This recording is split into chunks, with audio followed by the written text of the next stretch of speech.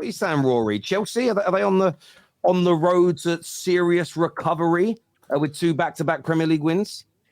No, I mean, well, they're on a road, but whether it's actually leading to recovery, I don't know. It's Burnley away.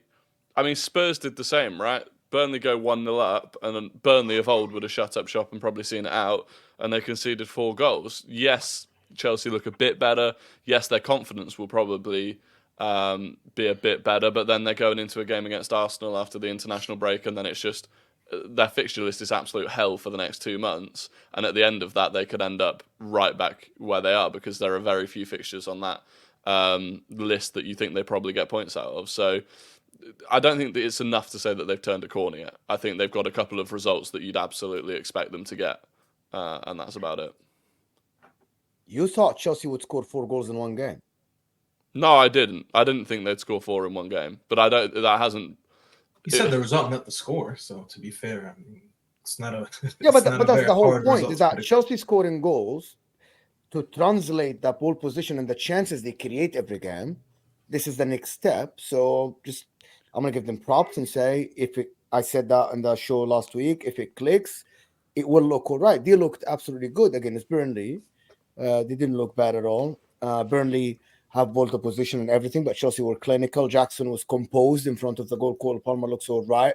Raheem Sterling has his game every 3 games, and it was this game. So I think Chelsea looks all right. I think Chelsea, I said they look better than Manchester United. They did look better than Manchester United, and it's all about translating the chances. And yes, it's a competition between them because that's 11th and 12th, 10th and 11th. 10th. So you're 10th right. And they're 11th. So it's a competition between you and them. But I think Chelsea might have turned the corner. Yes, the fixture list is tough. I think the Arsenal game and the Bridge, I think this is the game they want after the international break. People will disagree and say, no, you should play easier teams. This is a real test. If they can hold Arsenal and have a good game, I think this is going to get their confidence even better. So yeah, but if they get pumped, then it's straight back to okay, we beat. Who don't? They don't. They don't believe. Well, yeah, but what do you believe? I don't believe they're gonna. I don't believe they're gonna get pumped against Arsenal. I think they're gonna. I don't think they will either. I think this is a perfect game. I think this is a perfect run for Chelsea. I think this is what they need. I mean, playing lower league opposition, a lot of money being spent there, pressure mounting. I think this is exactly what they need. They need a period of every single player fighting and training. You know what I mean? To maximize their potential for a Saturday kickoff and go out there. They got 1 game a week. You know, and go and cook. You know what I mean? I think this is a great period now for Chelsea. You know what I mean? There's still relatively little expectation on them because no one expects them to compete for the title. But yeah, I don't think they'll get pumped off Arsenal either. I think they had all right. It was all right against Burnley, but like I don't really think Burnley is the measuring stick to use because they have all the game sense of. I don't even know. They have none. That's the big point. They have none. I don't get why. They're acting like it's the Championship all over again, and they're not up against Chelsea. They're up against a Rotherham or something, a team that's not going to do anything. Like, at what point are they going to adapt to their thing? Who's opening sellotape? Who's in a room with sellotape in or something? Do you guys not hear that? Yeah, I just muted myself, so it's not me. My mic was on mute, and I'm mute. It's Rory. Rory muting it stops. I don't know what that was. He's gone. I just think that Burnley need. They play nice football, but there has to come a point where you go, okay, we've done the nice football now. Now we need to go set up a separate way, play not nice football, but defensively solid football because they got cut open time and time. You would think they were losing. You wouldn't think they were 1-0 up the way they were getting cut through. Like, you think they were 1-0 down, chasing the game, and then that's just what's happening. No, they need a bit of game sense. Vincent Kompany, I know he bossed the Championship, but it's a different kettle of fish. He's not going to change, though. He said that, innit? He said he ain't going to change. So then he's going to lose his job then. Whether he likes it or not, he's going to lose his job because this Burnley side isn't good enough. That's his thing. He says he reckons he'll keep playing like this, and at some point it'll click. If it does, buzzing. If not, yeah, they either go straight back down with him as the manager or he gets sacked. But yeah, man, Chelsea. I think Chelsea. Look, I think they've been Chelsea fans have been in a bad place for 12 months or something. And I think that it seems like things might be turning around. It is a tough period that they're going through now, but like I say, I think this is what they need, man. I think this is what they need. You need the players back as well. They have a lot of players out. The Chocomekas, and Nkunku comes back, Buddy Shilly, Reece James is going to be back. I think this international break came at the right time for them. They can prepare for the Arsenal game. I agree. I actually think this is exactly. I echo what LB said here. Like this is. Mo, this is do you think they'll beat Arsenal? Let's cut all the crap. Do you think they're going to beat Arsenal? They don't beat They Arsenal. have a chance, yes. They have a chance. Yes. I don't think they beat Arsenal, but I don't think they get humbled. I don't think they get. I don't predict the future, Patrick, but I think they have a chance. Yes, it's not doom and gloom. Like if Arsenal tomorrow play Burnley, I would say it's 100% Arsenal will win. If Arsenal tomorrow play probably a lot of teams, I would tell you, I think Arsenal will win. I cannot sit here and tell you confidently that Arsenal at the bridge will win against this Chelsea now. I can't say that. With as good as Arsenal is probably one of the best teams in the league, I can't say that now. After seeing Chelsea for the last 2 games, especially. Yes, against Burnley, but I said they looked all right on the eye. They just didn't score the goals. Their strikers look composed now, which is what they needed. And now it's clicking. They're creating chances. Cole Palmer now added a different dimension to the team. So I think it looks all right now. It doesn't look as bad as it looked in the beginning of the season, especially in the final third. They're creating chances and even more chances. And now they're putting them in the back of the net. At the bridge, fans actually will be fired up. And I think it's a good chance. So why not? Why not? What do you think of that, Rory? Obviously, they're going to be playing your team next. You sound supremely confident of going to the bridge. And would it be the 4th win on the bounce at Stamford Bridge for you lot? Yeah, it would be, and that's the thing. We've beat them 3 in a row at Stamford Bridge, and I think this is the worst team that we'll have faced going into a game at the Bridge. So I'm pretty confident we're going to have, in theory, everyone back bar Jury and Timber. So for the first time all season, apart from him, we'll be at full strength. And I'd be surprised if we didn't beat them. So not much to worry about, I think. Interesting viewers. I'd love to know what you think and what you feel about that there. Tevin here says, Mo, does Chelsea beat City if they play next? No. No. Absolutely not. Fair enough. That City that we saw against Arsenal, will come to that, and we'll talk why I think it's not the same. I think Tevin rates Arsenal on the same level as City. That's why he asked that question. That has to be the only explanation. Mo, Chelsea look better than a lot of teams. Check the Opta stats. Chelsea don't concede many chances to opponents, and their position is an illusion right now. But is that directed to me? But that's what I said. Well, it's to you. I think it's the panel. I mean, like, statistically speaking, they have a lot of possession. They create a lot of chances. They barely concede.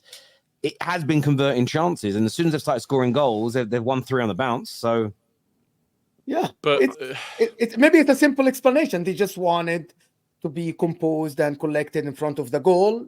Once they are now, I don't it think looks that's all going to right. stick, though. I don't think that's going to stick. Like you said, they've turned up recently, but it's not been in the games they've turned up and scored the goals in.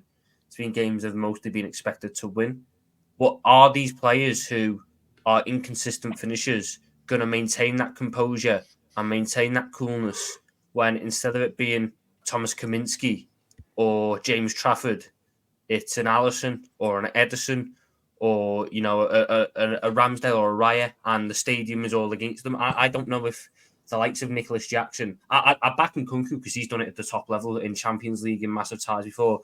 The likes of Jackson and Broya, I don't know whether they have the minerals necessarily to consistently finish those chances, which will then just be the same issues recurring for Chelsea. Just they can do it against. No, but hold on, but I want to add something here. Chelsea forwards didn't score against big nor small teams. Like, it was a case of both, Tom. You're saying that when it comes to Alisson, they didn't score against Forest. They didn't score against Fulham, if I'm not mistaken. They lost against Fulham. So it's not only about the Ramsdales or the Alisson. They were just misfiring in every level against every team. It wasn't only about the big defenders. But Mo, they've not exactly turned a corner. 2 games is not turning a corner. Let's make that blatantly obvious. 2 games is not turning a corner. But that's the chance. That's the chance now. Like, But then, so when are you gonna point. say that they have a chance when they win 10 games in the bounce? Is that when we're gonna say If they show me for, let's say, 6-7 games in a row, and they aren't playing just relegation fodder or bottom half table fodder for the entire time, if they end up, because like you said, their next game is Arsenal. If Arsenal comes to Stamford Bridge and their players, their strikers turn up and finish those chances, then maybe I start to go, you know what, this might be the turning point. But if the same story starts repeating itself, where Jackson gets 2 big chances and misses them both, a chance falls for Sterling and he misses it, and the same story that's happened this season and last season for Chelsea repeats itself, then no, they haven't turned the corner. They had a good run. They had a little blip in what is, because that's the mad thing. What they've just done is a blip. It's a blip because they don't normally do this. But Tom, you can argue that the beginning of the season was their blip. You can argue which one is more of a blip than when they weren't scoring goals in the beginning of the season, or when they started scoring goals in the last 3 games. Because you could look at it both ways. You could be like, okay, this is what they should have been like in the first 4 or 5 games, and now they're starting to click. Because I'm trying to play devil's advocate here and see what most say. No, but you can say the whole this is what they should have been like. What the stats show is they create really good chances. They create good chances. Whether finishing, you cannot tell how good a player or a finisher a player is based on the stats. So yes, they create the good chances and don't score them. That's all it is. That I don't think is going to change. You've also got the whole of last unless season. they add someone else, I don't see that consistently changing. You've got the whole of last season as well. None of the players that play at the moment, bar Sterling, actually played last season, Rory. Cole Palmer is new. Jackson is new. I thought Broya was injured as well. Enzo Castillo. But it's not like they've never played before. I'm gonna. Oh, go ahead. It's not like they've never played before. I get what you're saying. The likes of Jackson wasn't there last season. The likes of Broya, he missed the majority of last season. Mudryk only had the second half of the season. Madueke only had the second half of the season, sure. But it's not like these players weren't playing football before. The only good finisher was Nicholas Jackson, and that was for 6 months after he got linked with Bournemouth. These players are not. It's not like they were clinical finishers for week in, week out where they were before, and now they've come here and it's like a hoodoo. They've just never been these clinical finishers. Yeah, I hear what you're saying with that, right? I would say this. I look at their run. Just looking at their run of form now, that's on the horizon. They play Arsenal, then they play Brentford.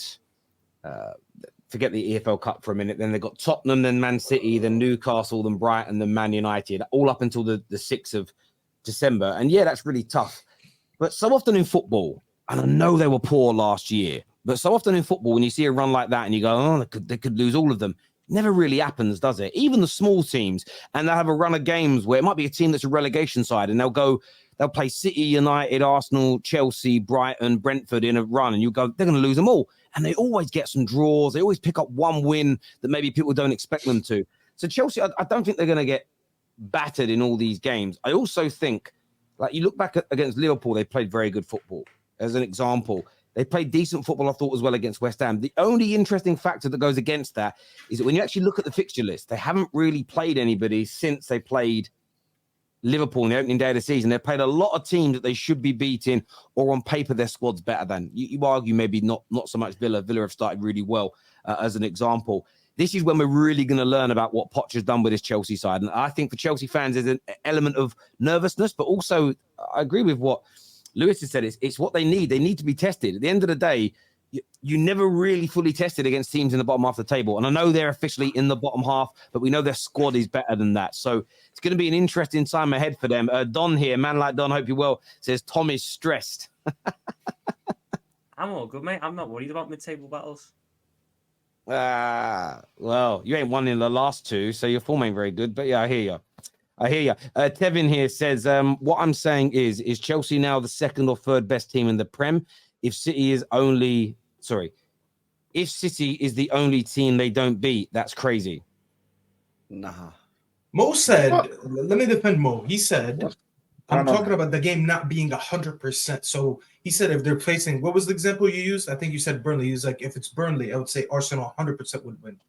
But because it's Chelsea, I still give them a chance. That doesn't mean that Mo rates them as the 2nd best team in the league.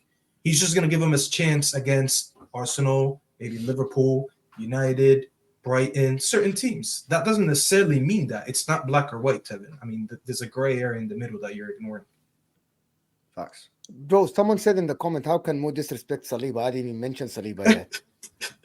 You made me defend Chelsea. The people actually believe that Mo Genda, support Chelsea Football Club. When I'm all summer, I want this project to fail. For the good of football, this project has to fail. I said that many times, and I keep repeating it. But I'm reporting what's in front of me. Look, it's going to be interesting with Chelsea because they've just been weird. They've been a team for like 40 odd games. I think all of us have been like, I want to play and get 3 points against because they've just become so bad. But I just don't see it lasting forever. They're going at some point. Listen, even the worst teams in Premier League history at times have beaten big sides. Maybe not the worst one or two teams, but the small teams every year, a handful of them beat the big teams. Chelsea are definitely going to start winning some of those games again soon against top 6 opponents. It's going to happen. It's going to happen. It may not be Arsenal, but anyone who's deluding themselves and thinking they're never going to do it is crazy. Genuine question on Chelsea, though. Go on. Bar and Kunku, because we haven't seen him really play. Who do you lot think their best finisher is? Because the sad matter of fact with Chelsea is Reece James is in their top 3 finishers for me. I'd back Reece James to finish more chances than I'd back Mikhailo Mudryk. And that, for me, is an issue. Well, that's why I always went in on Chelsea, bro, because they spent £1 billion and they've not even got like a legit striker. And I think the goalkeeper's suspect as well, man. So, like, 2 main positions on the football pitch, you spent £1 billion and I think they're massively upgradable, which shouldn't really be the case. I mean, even then, I know Reece James is a fantastic right back. They've addressed the right back area. I still don't think left back is very good. Chilwell, not the best. Cucurella, he's a better right back now, apparently. Ian Matson, is he even playing? He's just like turning down contracts. Or I don't know what's going on with him. He was supposed to be the big thing. That Chelsea squad, for how much they've spent, they should have a lot of anger at how weak that squad is. I agree. Even if everyone came back from injury, I still wouldn't have them in the top 4 best starting 11s. Yeah, but Tom, remember, it's a process, bro. You know what I mean? It's a process. In a couple of years' time, then they'll be cooking. I'd love for all of our clubs to have £3 billion processes. They'd be boss then. Yeah, it's a madness. I don't know, man. Listen, I think I understand what they're doing. Yeah, buying all these young players and that the players that they think are going to be top ballers in a few years. But football doesn't work like that, man. Do you know what I mean? Football doesn't always work like that. You need a goal scorer. It's the hardest thing to do in football. Put the ball in the back of the net. They've not got one. Goalkeeper is nowhere near like the top goalkeepers in this league. And, you know, Mo wants it to fail. It could fail. There's a very good chance it fails. Because you don't look at the squad and go, yeah, that's £1 billion deal. They should have star players everywhere, but they don't. But I agree with Terry. I agree with Terry. I think in due course, they will be a lot better than they currently are. I don't know. Chelsea is a very tough. Like because of the money they spend, it's a very strange case of football. It is. I think, this is the thing. I think most football fans would say what they've done is unprecedented in terms of how they spent their money, the contracts, and the way they're trying to rebuild. Therefore, does that not also dictate that you can't assess them for that spending in the same way you typically would?